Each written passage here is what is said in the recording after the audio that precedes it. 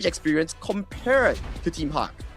Yeah, and actually that experience on stage is definitely underrated, right? Having those players that have been there before and not overwhelmed, that's going to be the biggest thing. As we go into the first draft, of course, Boom Esports are going to be on the blue side. They're going to be picking first here, but going up against Team HAQ right now, it seems like they don't really have too much, knowledge of what sort of direction that they want to go, because again, they've only played those 3 games against Kagendra.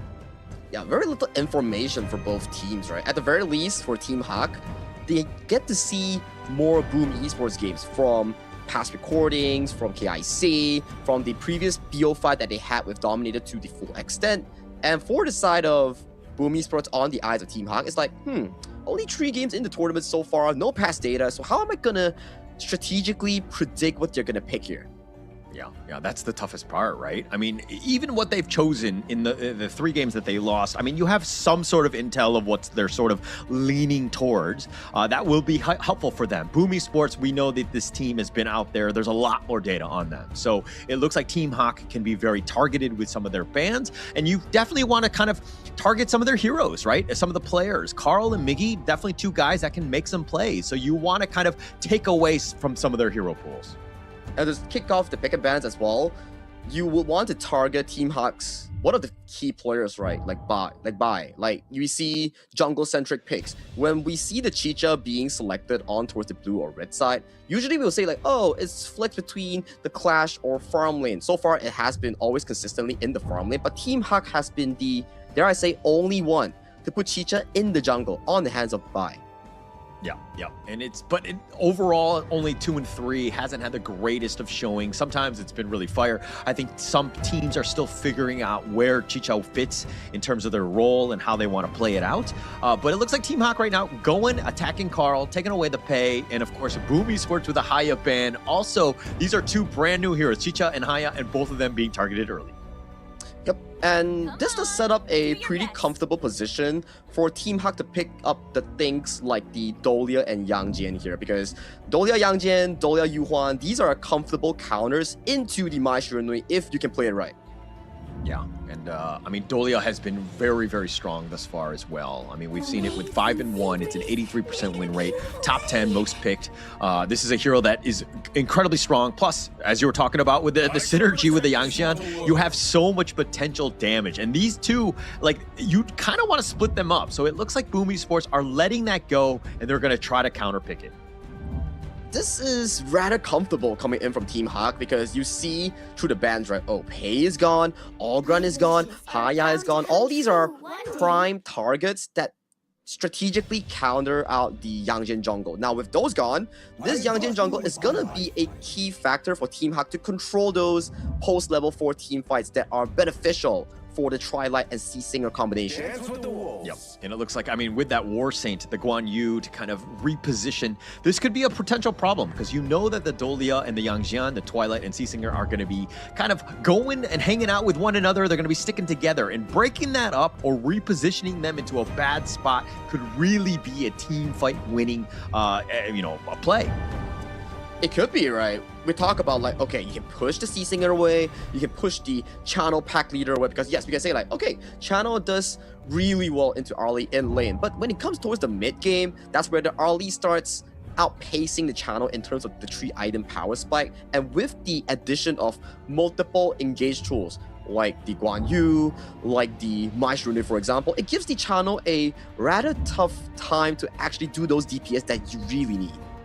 Yeah, it's going to be tough. I mean, he always has to keep his head on a swivel, ensuring that he doesn't get flanked. That Razor Cavalry could, again, just turn the tides of that fight. It could definitely take him out. But again, this pack leader, the reason why Team HAQ are looking to go for this one, most picked at the KIS thus far. Yes, it's only been 2 days, but it's been picked 9 times. It's 6 and 3, 66% win rate. What more can you ask for from a farm laner, though? It's really good, right? Because like we're talking about like, oh, sometimes crit marksmen are not the best at laning, but Channel is like, hey, sign me up. I'm super good at laning, and I do really good against the Parasola in the laning phase. And this has been a strategic counter for the past 3 games that we've seen from yesterday and today.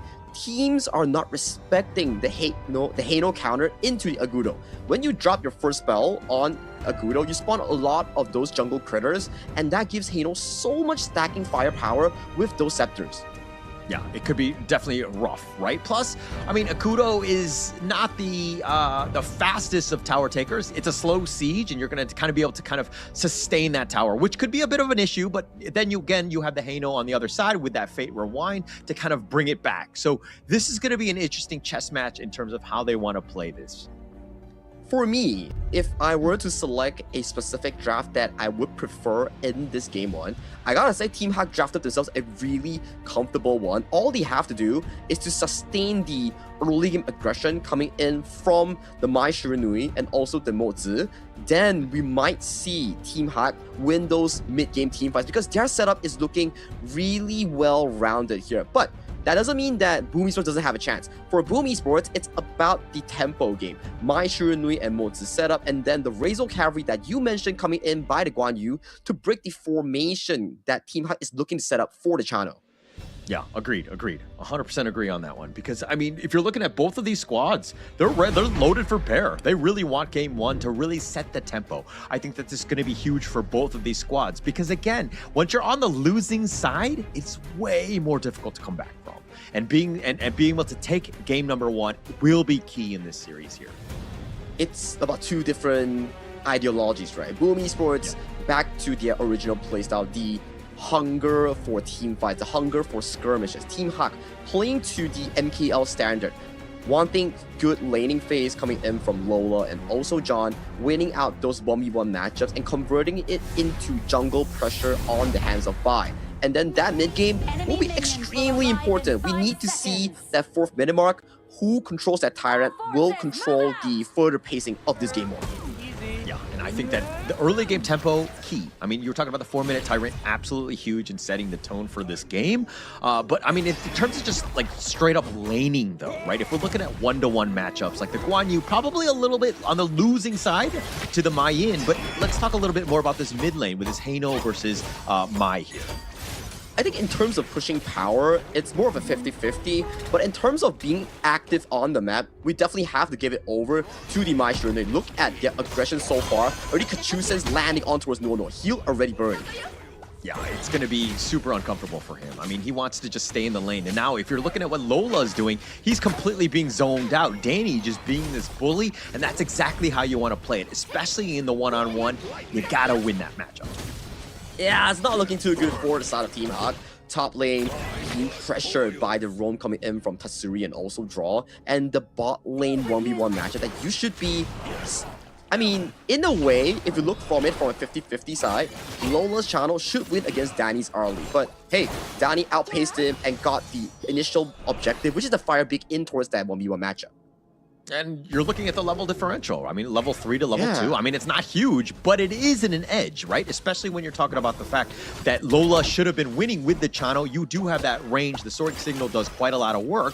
But again, we're going to probably worry about those guys come late game because right now the action in the top lane, look at John getting gone on here. They have the just Soaring Green Dragon right on top, but THQ are going to just hide under that tower. There's just a bit of a poking damage here, signaling that, hey, you gotta back off. We have faster momentum coming in from Tatsuri. This is why the Mai Shiranui is so good. And look at that poke damage already on towards Man's Hano. Yeah, a lot of damage. He's not even level 4 at this moment, so he can't really Fate Rewind it. But he did have the Healing Dew. He's going to shrug off most of this. And now that he's level 4, this is a potential jump in by Boom. And it looks like he wants to go. Tatsuri, that is. He wasn't able to get the catch back onto them. And it looks like THQ will dodge that bullet. Oh, a bit of a mechanical misplay here coming in from Tatsuri. The Ryu Engine Flash misses on towards Man, and even if it catches on towards, Man has Purify on this Hano, so it's just gonna be a trade of spells if he does land onto it. Yeah, if he did, but unfortunately for him, I mean, Tatsuri was the one that actually had to use the Flash instead, so coming out a little bit on the negative side, yes, it's not the worst thing. I mean, you're going for that attempt, nobody died, but it's one of those things where, again, you're trying to make them use those spells so that they become a little bit more vulnerable later. it's the activeness that we talk about, right? When you play Mai Shiranui, you cannot be too passive and too scared of doing plays. You gotta be aggressive like Tatsuri here. So a warning shot fired by Tatsuri in this first play. Who knows what he can actually do later on at the 4th minute mark. But so far, if you look towards the laning phase, Clash lane, farm lane wise, is looking really good for the side of Boom Esports. Yeah, and you were talking about it in the draft. I mean, you were saying that like the meta had shifted away from the Mai, and the reason for that is that generally Mai has to play high tempo. You have to be making an impact across the lanes. You're looking for, you know, ganks across the map, and if you're not able to do it, you kind of fall off because you're just so squishy. So again, Tatsuri, a little bit more pressure for him to do that to ensure that this team has that snowball advantage. And the rotations coming in from the side of Boom Esports, forcing Lola to take a straight beeline towards that mid lane to find farm or comfort in a different pacing, right? You see Channel having to go to this mid lane, Man on the Hano having to convert himself towards the bottom lane here, so they will be slightly slow from the bottom end, at the very least for Team HAQ coming in towards his Tyrant. Yeah, and it looks like this is the 4-minute marker. This is going to be huge. I mean, Carl and Bai, both of them have their smites available, so it's going to be a little bit of a standoff, at least towards the side, but the Tyrant already at 60%.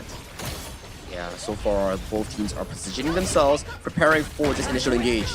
Oh, Tatsuri gets the pushback, and the Tyrant gets taken away by Bai. That's going to be a huge win for Team HQ, and it looks like they're going to be backing off of that Tyrant take.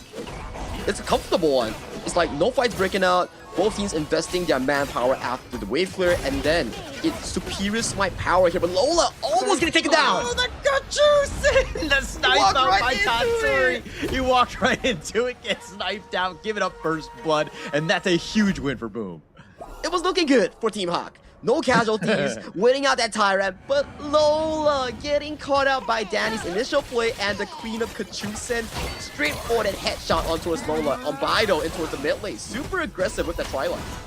All right, I want to kind of just make fun of Lola, but in the end, I've walked into Kachusens myself, so I've been there, but not with these types of stakes in terms of the game. Unfortunate for him, but he needs to find a way to catch back up. He's a level behind. He's struggling at this stage. It's something that we talk about these traditional farm lanes like a critical marksman. When you fall behind in laning phase, the mid game is definitely going to be detrimental for you to actually catch up on towards the map because you move so slow, but Razor Cavalry once again! Oh, nice heroic charge as well, and Lola gets run down, Miggy from the side. It didn't seem like Lola had any sort of vision on him, completely caught off guard on that one. Oh my god, this is gonna be a really tough situation for the late game marksman coming in for the side of Team HAQ here. But at the very least, we do see a bit of a slow but steady early game being composed by Boom Esports. I'm waiting to see which place, the mid tower, that is gonna be a detrimental one. If, even with Hano, you drop that mid turret, this game is just gonna be blown wide open for the side of Team HAQ. They need to slow it down. They need to ensure that that mid T1 stays up as long as possible. Yes, you're going to sacrifice a little bit in terms of the outer lanes, but you got to keep that alive. Because again, you have Man on this Hano. You need to ensure that you're sustaining as much as possible, using those scepters to as much as wave clear as possible. Yeah, so far top bot, all the outer tiers are all taken down coming in from Danny. When you win out that bottom lane, you can allow your farm lane, especially this early, to put so much side lane pressure here. With the timers available on the Crimson Golem, maybe, just maybe, Boom Esports will want to find fights in that place. But Man, get taken down! Yeah, taken down, not even able to use his Fate Rewind, completely bursted, and now Boom Esports are like, with all this space, they're going to take the mid T1. I was talking about how the strategic of a pillar that mid T1 was going to be, and it just instantly gets taken down. Now they're going to continue to chase. They will even take away the Crimson Golem here. It's a domino effect here, I gotta say, Holler. Bottom lane kill onto his Lola, top kill onto his Lola, one kill, one tower, and in the mid lane, Man gets taken down, another kill, another tower, and going into the Crimson Golem, yet another objective here. Team HAQ is getting choked out of resources as we speak. Oh, and he's taking a lot of damage, and it looks like John needs to get back to safety. He's going to limp away, but now Boom Esports, with all that spacing, those Chusens, the Cannon Blast, all of that pushing them away where they can't even defend their towers. This is just looking real difficult thus far for the side of Team HAQ here. They need to find a window for Lola to farm to 3 items, John needs to find the assassination on towards Danny here. At the very least, we do see Danny's itemization. There's no signs of an armor boots, so if he does a mechanical misplay, that could be Team HAQ's opportunity to find that key assassination. If he's able to find it, but it looks like Miggy's trying to make them pay. Actually runs down Mon. He's not even able to get away. They get a second one with Ball going down as well. Excuse me. And it looks like Boom just pushing them back. Miggy is doing so much work with this Guan Yu, and he's just taking it down. 4 members down from teammate. The hyper-aggression coming in for the side of Boom Esports here. Starting off Miggy, finding the perfect Razor Cavalry, soloing out Lola, forcing out the flash. Mon being pushed back, no Purify to escape himself towards safety, and when the formation is shattered on the Dolia and Yang Jian, you really cannot play this composition to the maximum potential. I mean, you can't get jumped. I mean, that's the biggest thing. I mean, easier said than done, but the way that Miggy is able to just disrupt you, get into those backlines, push people out, run down Mon essentially for free, and now you got a 5-on-4 power play and taking down the rest of the squad, you're going to have a much easier time, and it looks like they find John in no man's land, just getting caught out again. Yeah, what a monstrous gold lead being generated by the side of Boom Esports. Every single play has been committed so beautifully by the side of Boom. Engages coming in from Tatsuri, pickoffs coming in by Miggy's flanks, and that resulted into this 8,000 gold lead at only 9 minutes of the game. Yeah, and this is why most teams generally, prior to the meta shift, has been kind of banning out that Mai. It's super oppressive, especially when it's able to kind of get those ganks and those pickoffs. I mean, Tatsuri is 4-0-3, but his impact has been palpable this entire game. He's just ranking up those kills, hitting those Kachusens here. Danny playing super aggressively, chunking out Mon in that mid lane. As we see waves starting to pile in, that's the power of the Agudo in chunking out these turrets. Just going to be able to just slowly siege this down, and it looks like Miggy, even on the backside, doing a little bit of work, but they don't really have the minions to kind of continue on. It looks like Team HAQ are going to hold, at least for now. Yep, that's the power of the Phase Rewind coming in from the Hano. At the very least, you can slow down the game as what we expected from those early tier towers here. But with the aggression that's being committed by Boom Esports, this is not looking easy at all for Team HAQ. Not at all. Bai actually was looking to hound forward, just dealing with the minions. That's the biggest thing. I mean, it seems silly. Why is he sacrificing himself? Why is he going out of position? But he's wave clearing, right? He's slowing the game down. I mean, yes, this is a little bit more space for them, but now Team HAQ have to find a way to punish them for being separated like Boom Esports are now. Now this is going to be a dangerous one coming in for side of Boom Esports, trying to go for that assassination. Oh, Tatsuri says, how dare you leave your base? No place is safe. We will take your jungle. Your base is mine. Tatsuri with yet another kill. Okay, bad news. John got taken down. Good news, it's not a double objective being committed by the side of Boom Esports here, but 4v5 for the next 16 seconds. No availability of the Mayin. Towers might be in danger for the side of Team HAQ. Yeah, that good news. I was just like, okay, how are you going to go with this? How are we going to sell this situation? Because it's not looking for good for Team HAQ right now. Nothing is looking good at this point. Right now, it's just all hands on deck in terms of this defense. Boom Esports with so much pressure. Pack leader stands already popped by the channel here on the hands of Lola here. You see all 3 burning waves crashing in, and Mon has to use the Phase Rewind. Check out Miggy though. Oh, but the Razor Cavalry in the back, all 5 members, and they're looking to clean up. The Crystal is trying to defend as well, but it is open, and they will be focused, and Boom Esports take game number 1. 10,000 goal lead, 10-0 in terms of these kills. 0 objectives, 0 towers, an absolute crushing defeat for Team HAQ in this game 1. Very well executed by Boom Esports. Very well executed indeed. I mean, this is a great game. This is a bounce back one that they were looking to go for, right? Get themselves in that win column. Slowly but surely, they're going to ensure that they're able to kind of play the game that they want to play. And you're seeing just how this team plays. They are very mechanically sound, and it didn't seem like Team HAQ had any sort of answers for Boom Esports to get back into this one.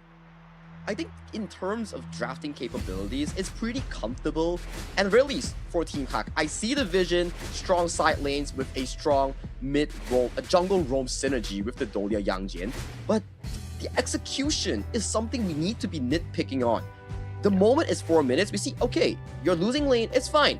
Yang Jian's managed to secure the Tyrant for the team, but Lola being caught first by the Kachusen and also Dani on towards the early, and he rotates himself towards the clash lane, immediately gets punished by Miggy. That's where you know the game is already into a dire situation for Team HAQ to even progress. Yeah, and Team HAQ, it looked like they were just trying to group up. They knew that they were losing, so they would kind of use the buddy system, but that plays into the hands of Miggy, right? I mean, on that Guan Yu, you know that Razor Cavalry is coming, absolute domination, and you're talking about how Miggy leading Boom to secure Game 1, a clear MVP from me here. Hands down, I gotta agree with you for some of these rare occasions. This is definitely a Miggy MVP. He was finding insane flanks, dare I say. Yeah. The last one, that was a what? 4 or 5 man Razor Cavalry in towards the backline to seal the game. And in the early game to mid game phases as well, we saw how he catches Lola, he catches Mon. Every single play that he has committed with the help of Tatsuri has converted into a very big macro win. Hence you see 10,000 goalie at only 11 minutes. Crazy if you think about it. And the fact that, I mean, Miggy, like, he was making those plays, but he was also the highest net worth on the team. Miggy was like, okay, we're not losing this game. We're gonna just trust in me. I'm gonna be able to just get onto the backside and ensure that Team HAQ have no sort of way to fight any sort of team fight at all. Yeah, definitely a difficult one for Team HAQ to swallow because they are still looking for their first victory coming in towards KIS4. So definitely after this first game, their second game will be much more pressured because you're still finding your first win. You need to find that perfect, I wouldn't say perfect, that viable strategy to put you into a winning position, or at the very least, an equal one to start off things against Boom. Yeah. I mean, if we're looking at the gold graph, things were kind of equal, right? I mean, at 3 minutes, 50-second mark, we're talking about how competitive they were going to be, but it just got to that point, that 7-minute 38 mark, where you're kind of like, Boom ESPORTS, fully control on this one. They're just going to be able to dominate from then on, and you can kind of see that gold graph just close them out, because this is where Team HAQ needed to have made some sort of adjustments, figure out ways to, again, chip into that lead that Boom ESPORTS had. It's very difficult. When the snowball starts with a Mai Shirunu or so Guan Yu, you kind of wonder like, okay, I have the Yangjin and Dolia, but my Yangjin and Dolia can't really be standing in front and being pushed back by Miggy into heroes like the Arlie, into heroes like the Mozi. That's a lot of CC to actually swallow. And aside from that, you still have the channel that's thinking like, hey, if my formation is already broken, who's realistically gonna peel for me? There's no peel in the game for Lola on that channel. Yeah, no peel whatsoever. I mean, they were also grouped in that sense because they were just kind of lacking vision. They were sticking around too much, and Miggy was able to just kind of make them pay. And all of these lane matchups in favor of Boom ESPORTS at the end of the day, and that is the biggest struggle. I mean, Mon, the only one he really wins in terms of this, head-to-head was the damage taken because he was taking quite a bit. But this is a tough situation for Team HAQ to figure out a way to get back into this one. It will definitely take a lot of readjustment and I would say practice, right? At the very least in this BO5, it doesn't send you out of the tournament immediately. It's not a knockout, it's not an elimination. It gives you more chance to adapt yourself. But how long can we give you to realistically finalize your form going into playoffs? Yeah, it will be tough, and there's not a whole lot of time. And this is why you're kind of thinking, how would they, Team HAQ do in that game, that second series, that second match? Are they able to bounce back? But this is Boom. This is they're top 8 in the world right now. I mean, that's what we learned from the KIC, right? And going into this one, we knew that there were going to be a tough one, but it looks like the MVP is going to go the way of Tatsuri. It looks like production likes that KDA of 5-0 and 3. 61,000 damage done, 24,000 damage taken, 8.5k goal. It's only an 11-minute game, as you've seen a lot of these moments that's being started by the side of Tatsuri on this Fire Ninja. The mid lane one, the first warning shot on towards Mon, and then you see the subsequent ones, the assassination on towards the backline, and this Kachusen snipe on towards Lola that started everything for the side of Boom ESPORTS. started everything right there. But you're just seeing a lot of Miggy on this one. Look where he's at. He just goes right into the middle. Who can he pull? He's going to run down Mon. Anybody that tries to get back to their team, Miggy is literally running them down. His impact was definitely there. Tatsuri with that damage as well to ensure that they have that cleanup when they get repositioned. And again, they were just sniping throughout. PUBG Esports right now firing on all cylinders. And every moment that we've seen so far is the Tatsuri and also Migi. Check this Razor Cavalry out. That was a 4-man Razor Cavalry catching everybody except for the C-Singer on the hands of Nuo. Pushes everyone back towards the fountains here. Yes, no casualties, but it gives a straight beeline towards the end of the crystal for the side of PUBG Esports in this game 1. Question is, how does Team HAQ come back towards this? Because in terms of the execution, it's not looking too good. Yeah, it's not looking good at all.